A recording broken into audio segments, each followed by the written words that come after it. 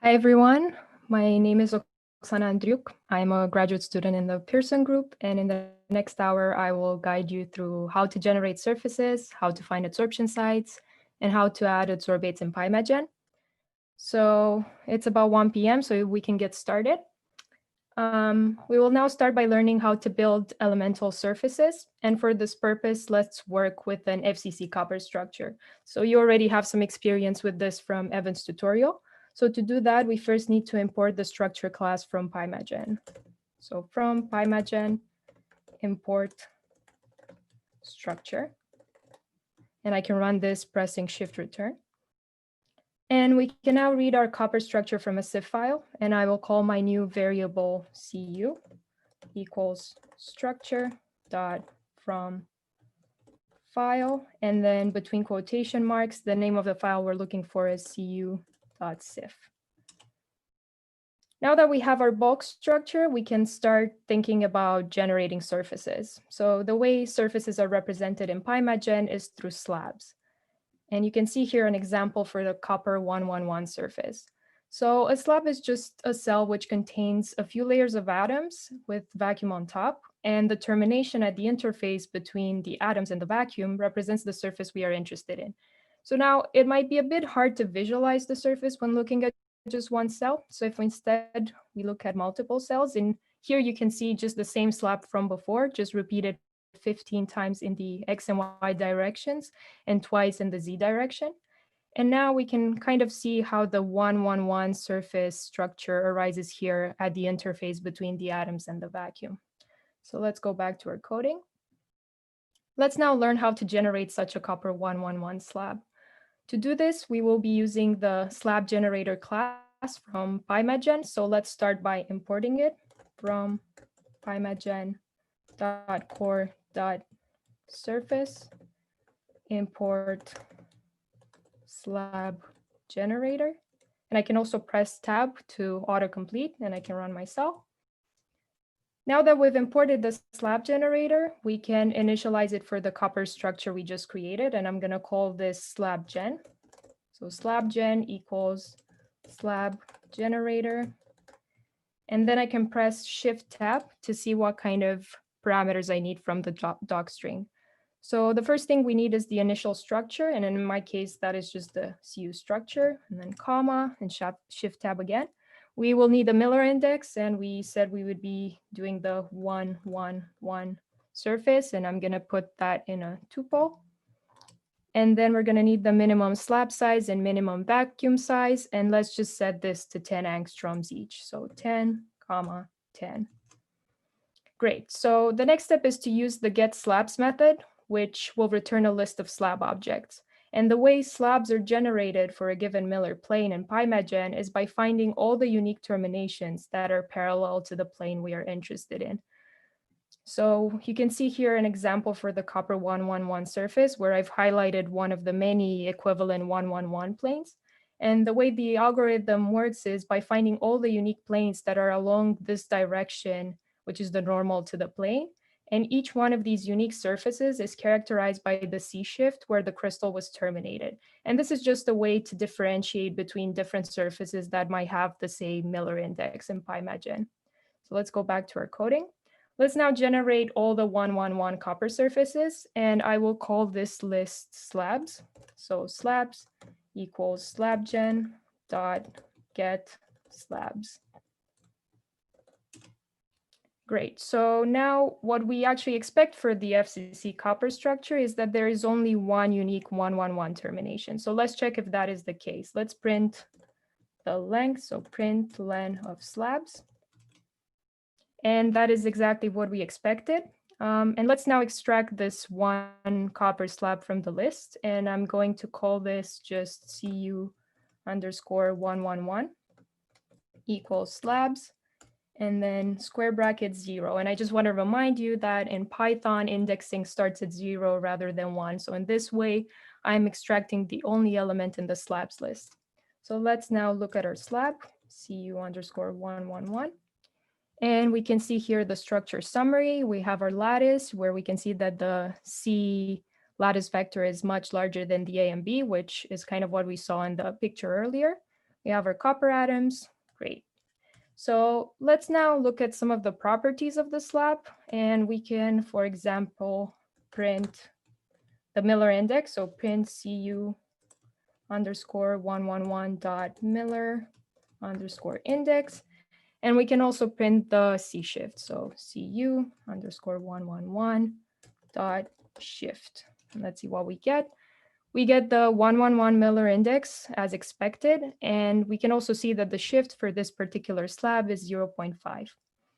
Okay, let's now visualize the surface we just created, and we can start by importing some of the things we need. The first one is the plot slab function. So from imagen.analysis.adsorption import plot slab. And this function is usually used to visualize adsorption structures, but in this case, we're going to use it to just look at bare surfaces. Now, we're also going to need PyPlot, which is a Python plotting framework from matplotlib. So from matplotlib, import PyPlot. And for simplicity, I'm just going to import it as PLT so that I can refer to it by this shorter name whenever I use it later on. And finally, let's also run the magic matplotlib inline command so that all of our plots appear in line in our Jupyter notebook. Okay, so we are now ready to plot our slab. Let's start by making a figure. I'm going to call this fig equals plt.figure. And I'm going to now add a subplot, and I'm going to call it ax equals fig.add underscore subplot. And I basically just want to split my figure into one row and one column with one subplot. So there's going to be 1, 1, 1. And I'm going to need this subplot for my plot slab. So plot underscore slab. And let's press Shift Tab to see what kind of parameters we need. The first one is the slab, and that is my cu underscore 111. And then we need the ax that we just created, so ax. And then finally, I'm also going to set this parameter adsorption sites to false. It is true by default because we're not yet at the stage of visualizing adsorption sites. So adsorption sites equals false. And just to make my plot a bit prettier, I'm also going to add a title, ax.setTitle. I'm going to call this cu111 surface. And I'm also going to remove the ticks on the X and Y axes because they don't really represent much. I just want to see what my surface looks like, and I don't really care about the coordinates right now. So ax.setXticks. And I'm going to do this by setting the X ticks to an empty list. So I'm going to open and close square brackets. And the same for Y, ax.set Y ticks, empty list. So finally, the last step is to show our plot. So plt.show, and then I can run my cell. And we can now see our copper 111 surface. This is just the top view of our slab, where the more faded atoms you can see below the topmost ones are actually just the atoms that are below the surface. And we can also see the unit cell here in the middle. So now that we have successfully created a copper 111 surface, you can move on to some of the exercises. And the first one is exercise 1.1, where you will be doing something similar to what we've done with copper, but just for silicon. And you're going to see that there are multiple 111 silicon surfaces. And I also want to point out that there's a bit of an error in the last part in the solutions if you are planning on following along with the solutions notebook. So here you're asked to make CIF files, and the file names actually contain a different terminations in the solutions. It's a .json, so this should be .cif. So just make sure you change that if you want to follow along with the solutions. And then the second exercise for this part is one in which you will be generating all the surfaces for silicon up to a given Miller index, and then looking at some of their properties. So let's take about 4 minutes so that everyone can try some of the 1.1 exercises, and then we can discuss them together.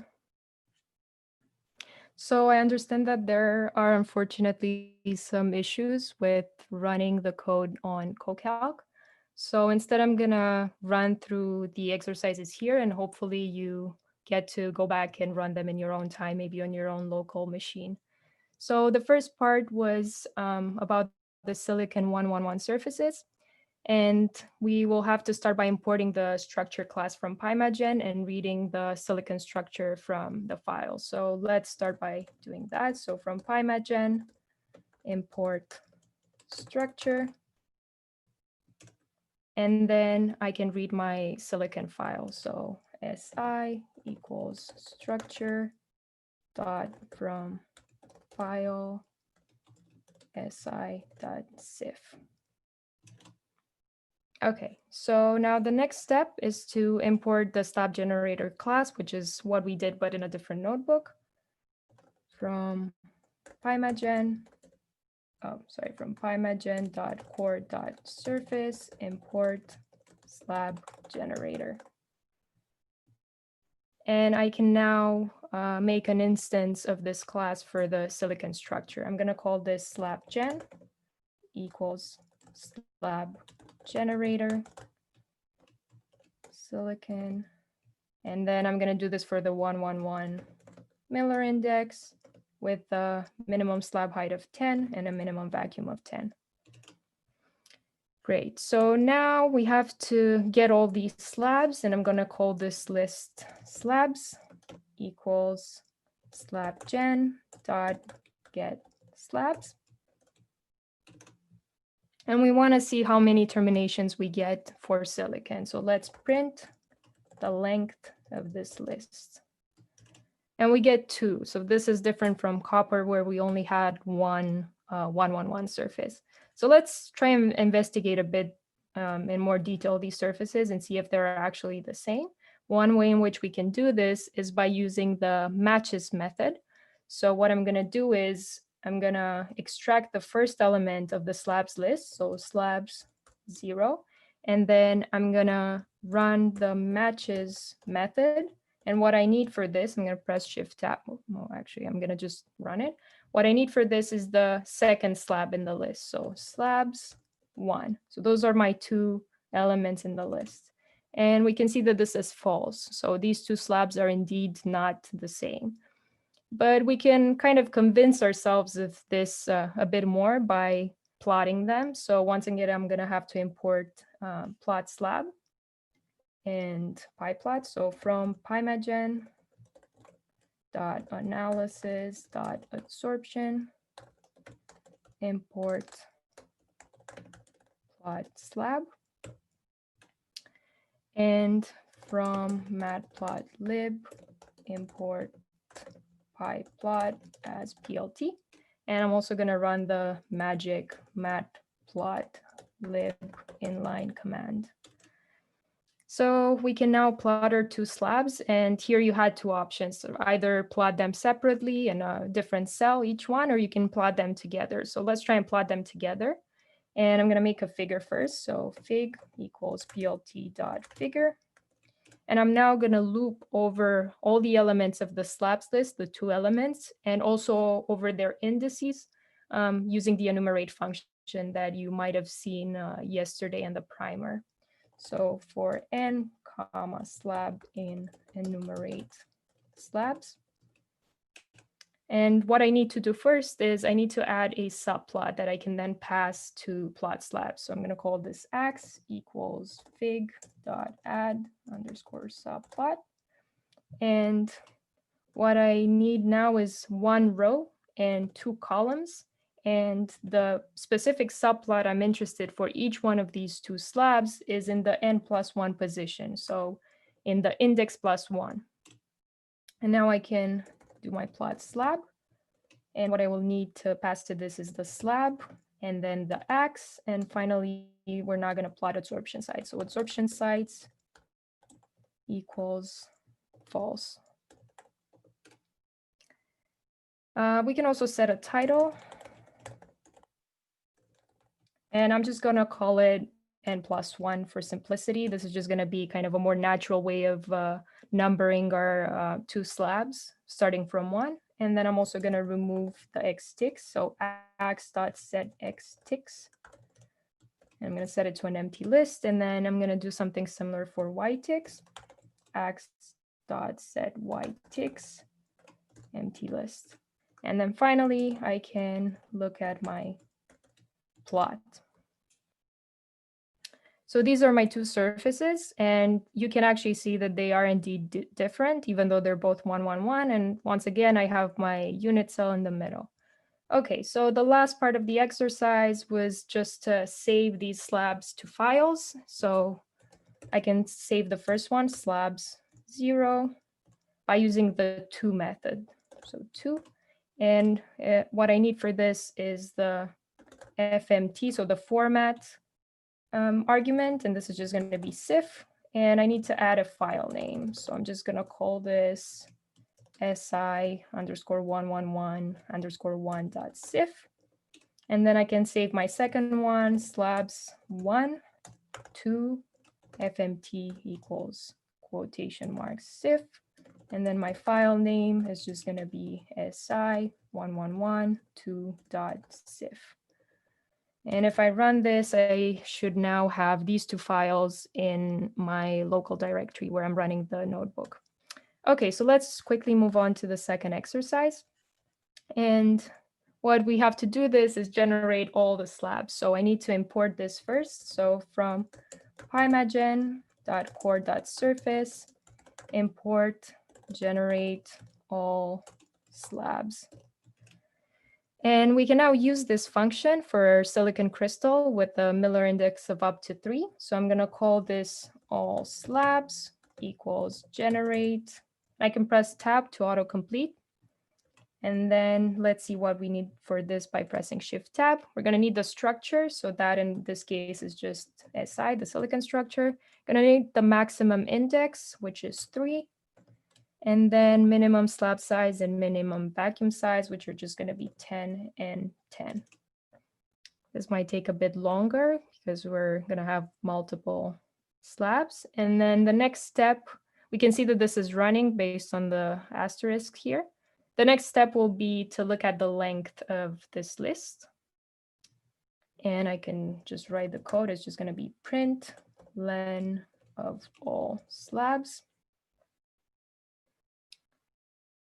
And after we do that, we can then loop through all the slabs in this list and look at some of their properties, things like the Miller index or the shift for the slab, and then see if they're actually all different.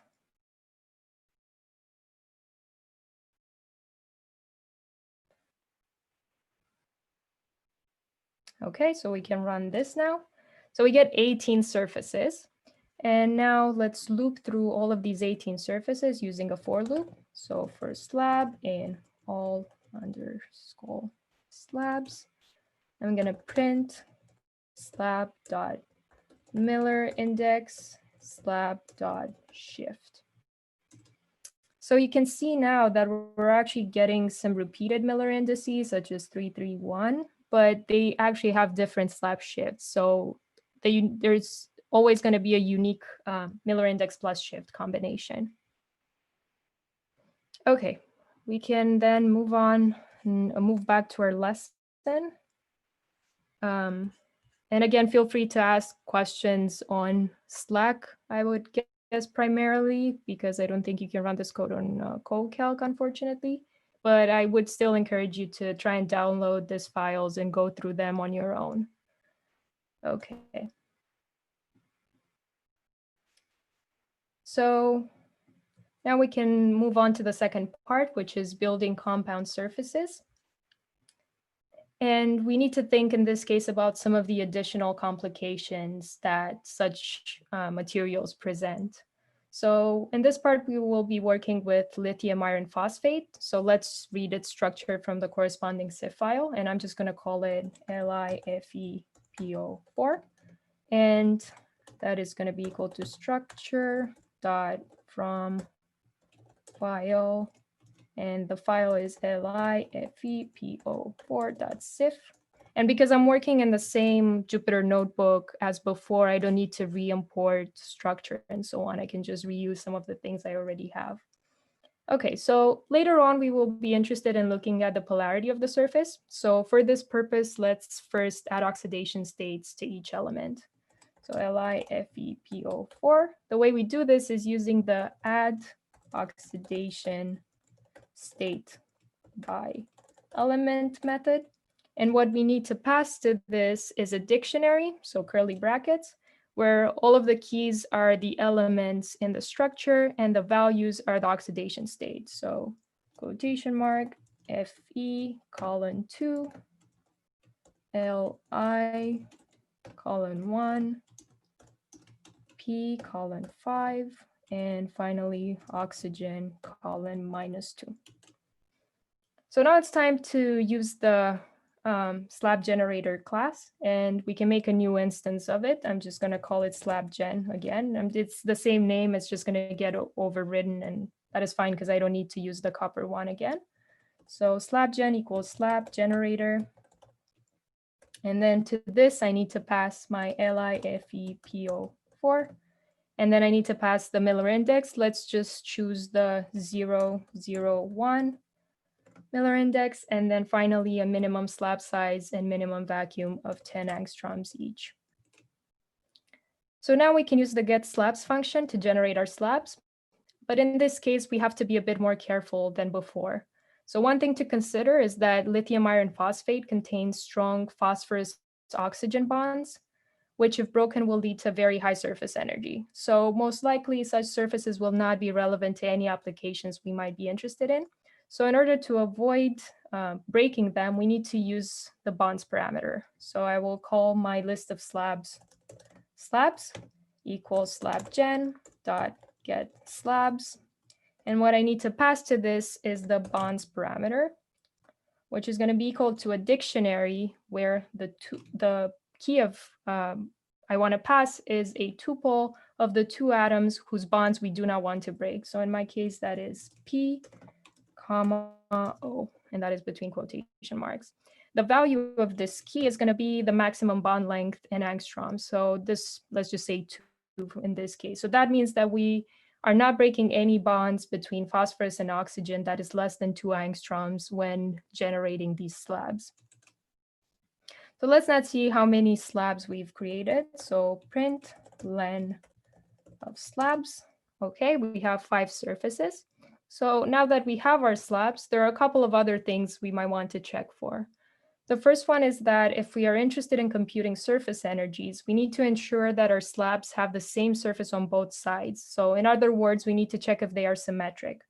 Otherwise, if the top and the bottom surfaces were not the same, what we would be calculating as the surface energy would actually just be an average of the energies of these two different terminations. And then the other thing we might want to check for is whether our surfaces are polar. And this is where the oxidation states we added earlier will come into play. The reason why we want to check for polarity is that polar surfaces also lead to high surface energy. So we might want to skip those slabs as well. But fortunately, both for symmetry and polarity, there exists a property of the slab class. So we're going to go ahead and print these. And I'm going to once again loop over both the slabs in the slabs list and their indices by using the enumerate function. So for n, comma, slab in enumerate slabs, print n, comma, slab dot is polar. So this is going to give me a true or false result, whether the slab is polar or not, and then slab dot is symmetric. And let's run this, and we can see our 5 surfaces. And unfortunately, none of the 001 surfaces satisfy both our criteria. So we want them to not be polar, and we want them to be symmetric. So what we would be looking for is false and true. And the fact that we cannot find any of these means that a 001 surface with a reasonable surface energy cannot be calculated. So let's therefore expand our search to other Miller indices. Let's generate all the possible slabs for a maximum Miller index of 2. And this time we're going to use the generate all slabs function, like in the second exercise we just did earlier. So from pymagen.core.surface import generate all slabs. And I'm going to call this list all slabs equals generate, and I'm going to press tab for autocomplete. And what I need to pass to the generate all slabs function is the structure, so LIFEPO4. And then I need to pass the maximum Miller index, and that's going to be, let's do it up to a maximum Miller index of 2. And then the minimum slab size and minimum vacuum size, let's just keep it at 10 angstroms each. And finally, we need to pass the bonds parameter. So just to ensure again that we're not breaking any phosphorus oxygen bonds. So bonds equals, now we need a dictionary, so curly brackets, and then a tuple, P, comma, O, and then the value, colon, 2 angstroms. Again, we're not breaking any PO bonds under 2 angstroms. So this again is going to take a while. But the next step after this is we're going to make a new list of only the slabs that fit our criteria.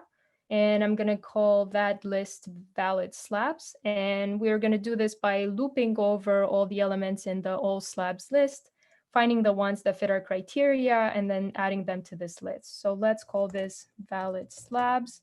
I'm going to start by making it an empty list. So equals square brackets.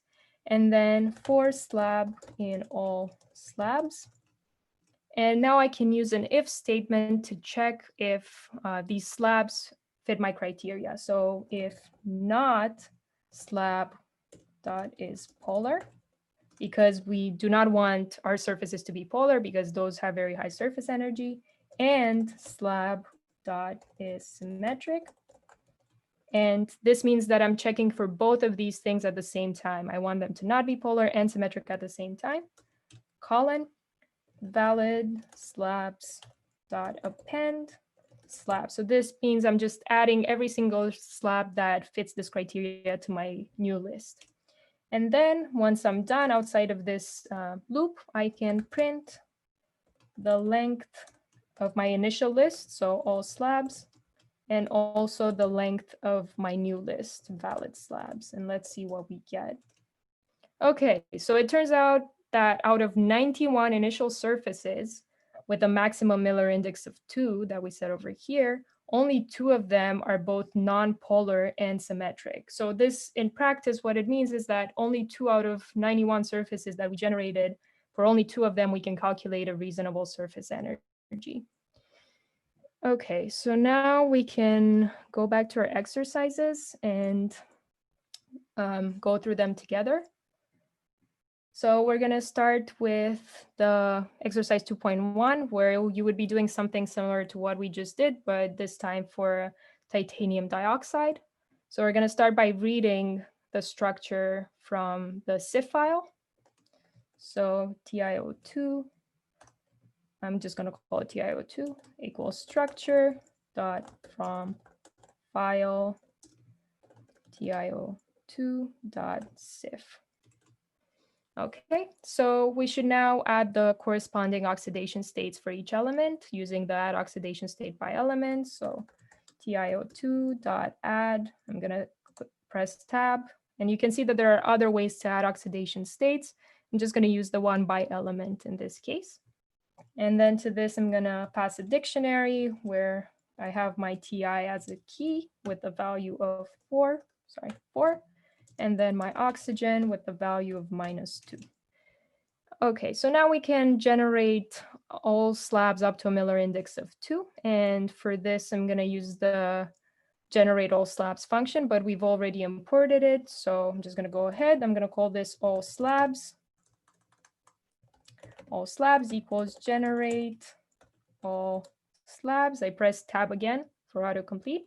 And what I need to pass to this is the structure, so TiO2, and then the maximum Miller index, which in this case will be 2.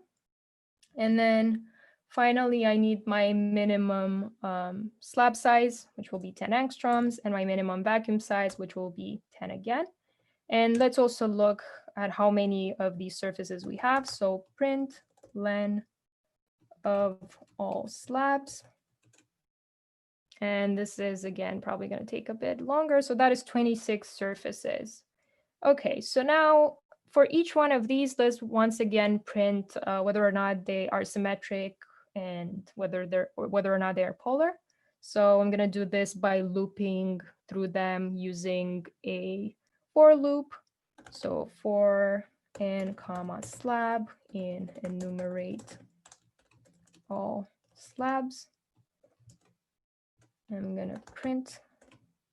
And what I want to print in this case is their indices, because in the next step, we're going to select some examples of these slabs and look at their properties in a bit more detail. So print n slab dot is symmetric and slab dot is polar. And let's see what we have. So we have here a list of the 26 surfaces that we identified earlier. And we can see that we have the result of slab is symmetric and slab is polar for each one of them. So in the next step, we're gonna choose a few slabs, some that are polar, some that are not, and then look at their dipoles. So let's start with some polar slabs. I'm also gonna add a comment. So the way you add comments in Python is using the hash key, so polar slabs, just so that we stay a bit more organized. And then print. And let's see if we can see, let's just choose the first one. This is a polar slab. So all slabs of 0. Yeah, I have my index right in front of it. And I can print my dipole using the dot dipole property. And then let's choose another one. Let's choose 12. This one also is polar. So print all slabs 12 dot dipole. And what we can see is that our dipoles actually are not exactly 0. We actually have two components. So these are along the X, Y, and Z axes. We have two components that are on the order of E1. So they do have a significant dipole, which is what we would expect for a polar slab. So I'm now going to add another cell in which I'm going to look at some of the non-polar slabs. And I'm going to print, let's look at the first one. So 1 is not polar, all slabs of 1 dot dipole. And let's pick another one, print all slabs. Let's choose the fifth one, which is also non-polar dot dipole. Okay, so in this case, we can see that our dipoles either have just 0 components on some directions or some that are very small. So like 10 to the minus 32 or 10 to the minus 16, which are virtually just 0. So this is consistent with the fact that they are non-polar slabs. Okay, let's move on to the second exercise for this part. And this is where you would be looking at tungsten diselenide, which is a layered material. And in this case, we're gonna see how we can use the bonds parameter again to ensure that we're only generating slabs that are not cutting through any of the atomic layers.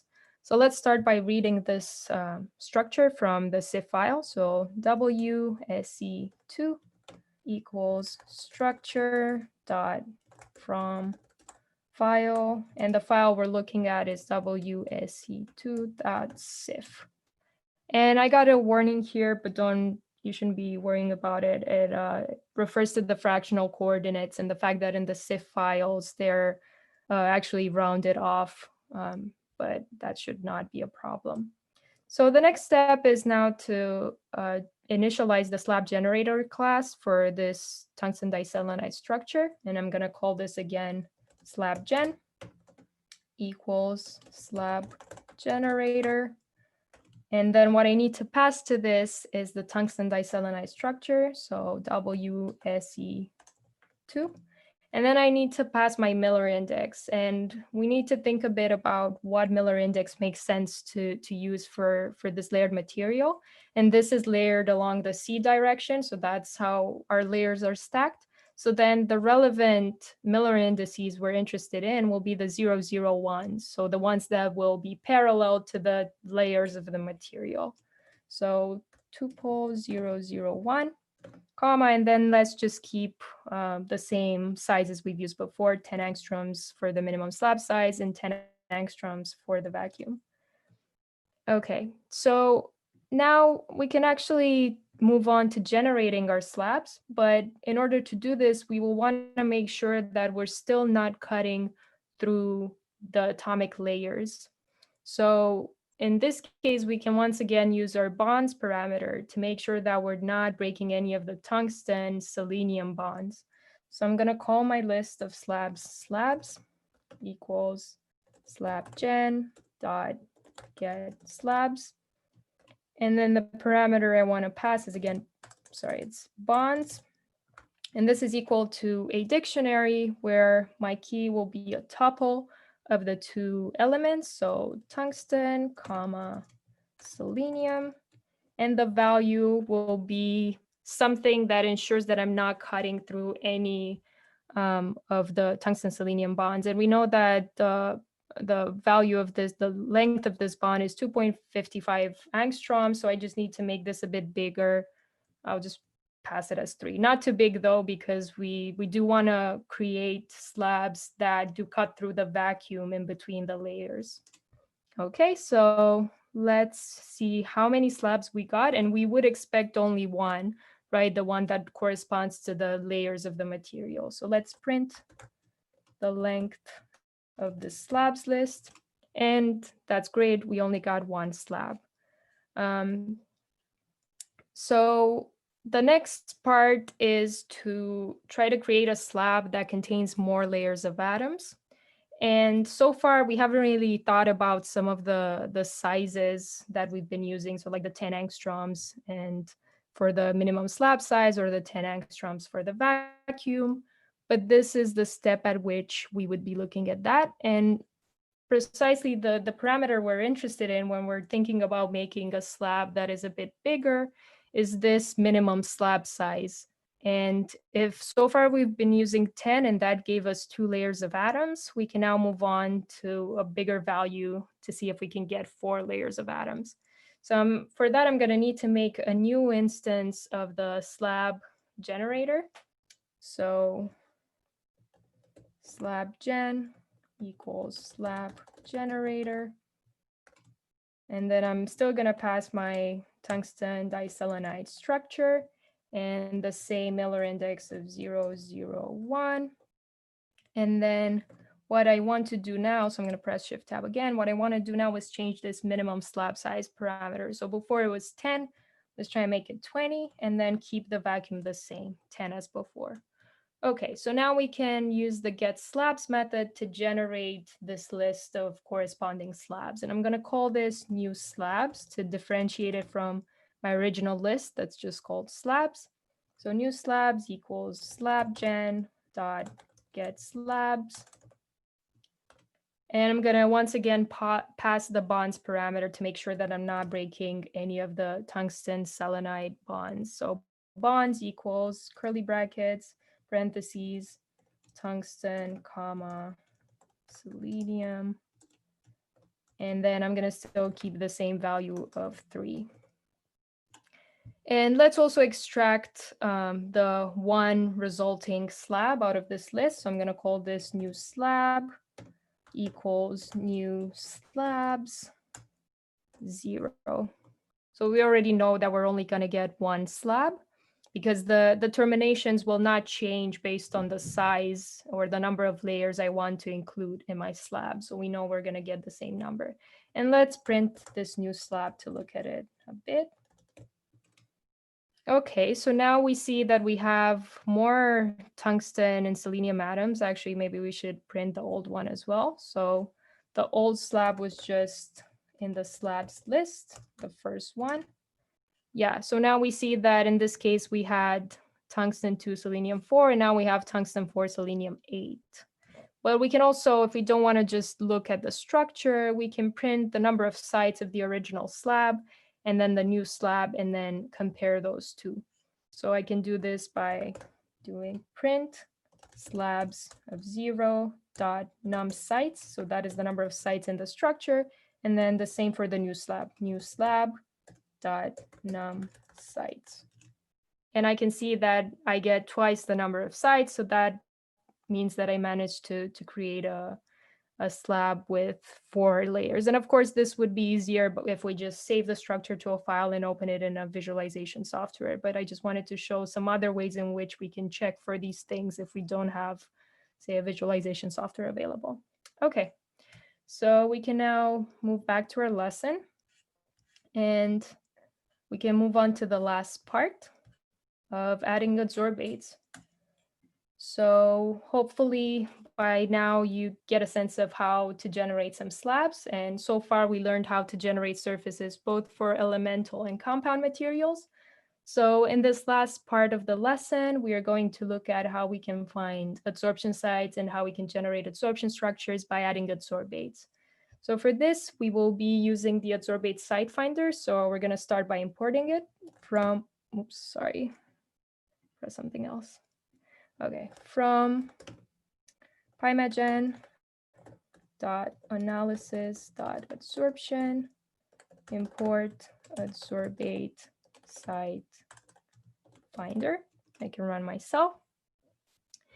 So I can now use my copper 111 surface from before to add adsorbates to different sites.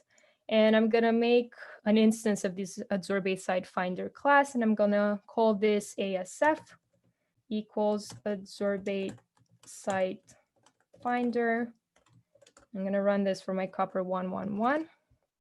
And the next step is to actually find the adsorption sites. And we're going to do this using the find adsorption sites method. And the way it works is that by default, the algorithm is looking for 3 types of adsorption sites. It's looking for on-top sites, which are positioned on top of a surface atom. It's looking for bridge sites, which are positioned between 2 surface atoms. And it's looking for hollow sites, which are between 3 surface atoms. So basically in the middle of a triangle formed by 3 surface atoms. So let's see what kind of adsorption sites we get for our surface. And I'm going to call the output of this function, I'm going to call it adds sites. And this is equal to asf.find adsorption sites. And let's look at this add sites. So it looks like the output is a dictionary where the keys are on top, bridge, hollow, and all. And the values for each one of these is a list of arrays of the coordinates for all the sites of each type. And then at the very end, all the adsorption sites are again collected under all. So in our case, we see a total of 4 adsorption sites, 1 on top, 1 bridge, and 2 hollow. And that is confirmed by having 4 sites under all. So let's now visualize these adsorption sites, and we are going to use the plot slab we've used before, but this time we're also going to plot the adsorption sites. So I'm going to make a figure, fig equals plt.figure, and I'm going to add a subplot, x equals fig.add subplot, and once again 1, 1, 1, because I only want 1 subplot, and then plot slab, and I can pass my copper 111 structure with the x, and then I'm gonna pass adsorption sites as true. And you don't need to write this because this is true by default, but I just kind of wanted to emphasize again that this time we are indeed plotting the adsorption sites. And now I can show my plot. For looking at this plot, we can see our surface, and this time we can also see the adsorption sites. And we can see that just as in the dictionary output, we have 1 on top site, this one, we have 1 bridge site, this one, between these 2 copper atoms, and then we have 2 hollow sites, these 2. And we can see that they are actually different. So this one over here is on top of a copper atom that is right below the topmost atoms, whereas this one is not. So these are all the unique adsorption sites for this surface, and they are found by taking into account the symmetry of the surface. So the next step is now to add adsorbates, and let's use a hydrogen atom for this purpose. And we will first have to define it as a molecule, and you already have some experience with this from Evan's tutorial.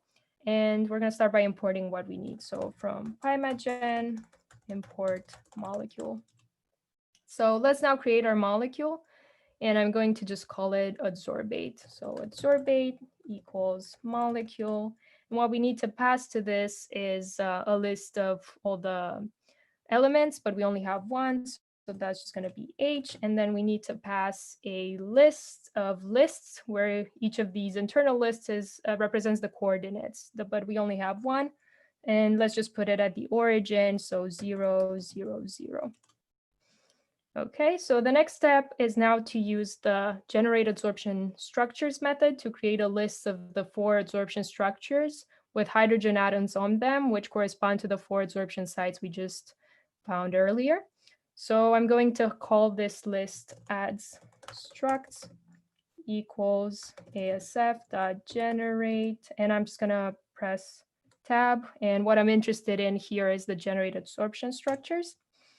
And let's see what we need for this by pressing Shift Tab. So we're going to need the molecule. We just call that adsorbate.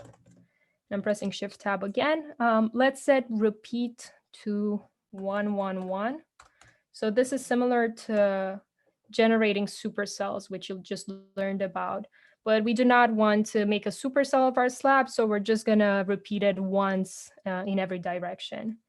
And finally, we can also control the distance between the adsorbate and the slab using this find args. So these are just the arguments that we would pass to the find adsorption sites. And the particular one we're looking for is distance. So find args equals, and this has to be a dictionary of all the arguments that we want to pass to find adsorption sites. So find args equals curly brackets, distance between quotation marks, and the value, let's just put it at 1.6 angstroms. Okay, so now it's time to look at these adsorption structures, and I'm going to go ahead and plot all 4 of them in the same plot. So I'm going to start by making a figure. Fig equals plt dot figure, fig size equals 1560. So I'm just going to set the size of the figure to something that I know will look good for the plots we are making right now. And this is the kind of parameter that you would find the optimal value for by just trying different values until your plot looks good. So now I'm going to loop over all the adsorption structures using enumerate again and a for loop. So for n, comma, add struct in enumerate add structs. So that's the list that contains all of our adsorption structures. And I'm going to start by making an ax equals fig dot add subplot. And this time I want 1 row, 4 columns, because I know I have 4 adsorption sites. And then I want each one to go in the n+1th position. And now I can call my plot slab function. So plot slab, and then I need to pass my adsorption structures. So add struct, and then the ax. And then finally, we do not want to plot any adsorption sites for this new structure. So I'm just going to do adsorption sites equals false. Okay. And then I can set a title. I'm just going to call them by their indices +1. So kind of number them more naturally. I can remove the ticks. So ax.set x ticks to an empty list, and then ax.set y ticks to an empty list. And then finally, let's just set the limits on the x and y axes so we can kind of zoom in on this unit cell. So just based on this figure, I can set ax set x lim. I can set this to 0 to 5. And then ax set y lim to -1 and 4. That should give me vaguely around the unit cell. So outside of the loop, I can show my plot, and let's see what we have. Oh, we have an error. Oh, there's a typo here. This should be PLT. Okay. We also get some warnings about some site properties missing, but that is okay for our purpose of just looking at the structure, so don't worry about those. So now you can see our 4 adsorption structures, and you can see that they correspond to the 4 sites that we identified earlier. We have the on top here, we have the bridge one here, and then the 2 hollow sites and the 3 and 4 structures. And you can also see that a hydrogen atom, so this white circle, is added on every single equivalent absorption site, right? It is repeated for every single equivalent absorption site. So let's now move on to the exercises corresponding to this part of the lesson. So while in this structure we just created, we added an adsorbate to every single adsorption site, we can now think about how would we manage to add them on like every other site or at a larger distance. So that's what exercise 3.1 is about. And it works with the same copper 111 surface, but we're going to have to generate it again because it's a different Jupyter notebook. So I'm going to start by reading the copper structure from the file. So Cu equals structure dot from file, and the name of the file is cu.sif. And now we can generate our copper surface, and I'm going to start with the slab generator. So I'm going to call this slab gen equals slab generator, and then I need to pass my copper structure, my Miller index 111, and then the minimum slab size and minimum vacuum, just 10 and 10. And then I can get my slabs, and I'm going to call this list slabs. So slabs equals slab gen dot get slabs. And then finally, I can extract the slab I'm interested in. Slab equals slabs of 0. So we already know that there's only one, so we're extracting the first one. Okay. We can now import the adsorbate site finder and initialize it for the copper slab we just created. So from pymagen.analysis.adsorption, import adsorbate site finder. And now I can initialize it. ASF equals adsorbate. I'm going to press tab, adsorbate site finder of slab. Okay, so there has been nothing new so far. We now can make our hydrogen molecule again. So from pymagen import molecule, and then I can call my molecule H equals molecule, and then I need to pass the element hydrogen as a string, and then a list of coordinates, so 0, 0, 0. Okay, so we can now move on to generating the adsorption structures, but this time we're going to be using this min LW argument to make our slab actually a supercell. And this is kind of equivalent to the repeat argument you've seen before. So let's just call this adstructs equals ASF dot generate adsorption structures. And I'm going to press Shift Tab to see what I need to pass to this. And the first one is the molecule. So I have my hydrogen, and let's use the min LW instead of repeat. They have the same kind of effect, but just to have some variety, this time we're going to set the minimum length and width of the slab. So let's set this to say 7. Min LW equals 7. And once again, let's set the distance to the surface using the find args. Find args equals curly brackets, distance, colon 1.6. Okay, so now we can visualize the first adsorption structure in the list using plot slab. So I'm gonna go ahead and start plotting by making a figure called fig equals plt.figure. And then I'm going to add a subplot. So x equals figure.add subplot. And again, I'm interested in only one subplot on one row and one column, so 1, 1, 1. And then plot slab.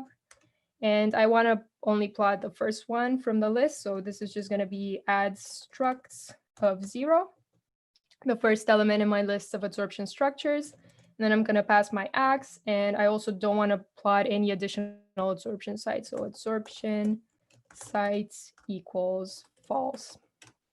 Okay. And then I'm also going to set the x lim and y lim a bit more narrow. So x set x lim -1, 13, and then x set ylim. I'm going to set this to -1 and 8 so that it's around my unit cell. And then I'm also going to remove the x and y ticks.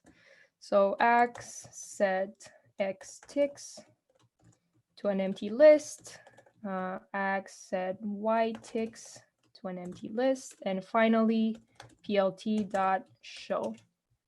And again, I get the same kind of warnings as before, and that's because some of the sites are missing some property, and that's because I added a molecule where that species did not have that property. But that is, again, it's fine for our purposes. And now we can see that compared to the structure we generated during the lesson, we only added hydrogens on every third adsorption site. So not normally, if we wouldn't have used the min LW equals 7, and if we would have left it with repeat equals 1, 1, 1, we would have seen this hydrogen atom on every single equivalent on top site. And we can see that our unit cell is now also 3 times the size of the original one because of that. Okay, so we can now together move on to the very last exercise. And in this exercise, you will be adding the CO2 molecule as an adsorbate. And in this case, we kind of have to be thinking about the fact that we can add it in a head-on orientation, so kind of vertically on the surface, or like side-on, kind of horizontally, if you think about like a surface in the, say, XY plane. And the way we control these possible orientations is based in the way we define our CO2 molecule. So for that purpose, we're going to start by defining 3 different CO2 molecules, one oriented along the X direction, one along Y, and one along Z. So let's start by doing that. So CO2 underscore X equals molecule. And now I need my list of species. I'm just going to write them in the order they would appear in. So O, C, O, just to make it easier for myself. And then the list of coordinates. So if we want this along the X direction, and we know that the bond length is 1.16 angstroms, we can place our carbon at 0, 0, 0. And then that means our oxygen, one of them will be at minus 1.16 because that is the CO bond length. And then the Y and the Z will be 0. And then my middle carbon is at 0, 0, 0. And then my other oxygen will be on the other side of carbon at 1.16 and then 0, 0. And I can do this again for my CO2. Y equals molecule, and then my list of species. And this time I'm going to keep my X coordinates at 0, and I'm going to do the same for my Y coordinates. So minus 116, 0, and then 0, 0, 0, and then 0, 1.16, 0. And I can do this again for my Z molecule. CO2 underscore Z equals molecule, and the same list of species, O, C, O, and then finally my list of coordinates, so 0, 0, minus 1.16, and then 0, 0, 0, and then 0, 0, 1.16 again. Okay, so hopefully I don't have any typos in this. And now we have our 3 CO2 molecules, and we can now think about adding them to the copper 111 surface from before. And I'm gonna make my adds sites equals ASF dot find adsorption sites. And I'm just gonna look at the first adsorption site. So I'm gonna extract its coordinates by calling the add sites of on tops. If you remember, this is a dictionary, and I'm only interested in the only one entry in that list, so 0, excuse me. And I can run this to get my coordinates. So now I can create my X, Y, and Z structures by adding my CO2 molecule. And I can do this. I can create my X structure, and this is going to be ASF.addAdsorbate. And what I need to pass to this by pressing Shift Tab, I can see I need my molecule. So that will be CO2 underscore X. I will need the coordinates of the adsorption site. So that would be ADS_coords. And finally, I also want to set my repeat argument to 2, 2, 1 so that I space them out a bit. So repeat equals 2, 2, 1. And I can do the same for the A, Y, and Z coordinates. And I'm just going to copy paste this really quickly so that we speed up the process a bit. So this is my Y, and then finally my Z structure. They're the same except for the CO2 we're adding on top. Great. And now we can examine our adsorption structures by uncommenting this text that's already pre-written. And this is going to probably take a while to run. And then we should be able to see 3 different orientations. Okay, great. So you can now see that for the X direction and the Y direction, we have them both in kind of a side-on to the surface. This is a top view. Whereas in the Z direction, we have the CO2 in a head-on structure. And also the copper atoms look a bit more faded here because we have the head-on structure. That means that they're further away from the topmost atom. So it's kind of hard to see the CO2 molecule because the atoms are all stacked here. But you can kind of see how you can control the orientation of the adsorbate using this method. And of course, there are many other intermediate kind of orientations at other angles and so on. But this is kind of just meant to give you a start in that direction. Okay, so again, I'm really sorry about all the problems, and hopefully you'll get to run these exercises and lessons in your own time.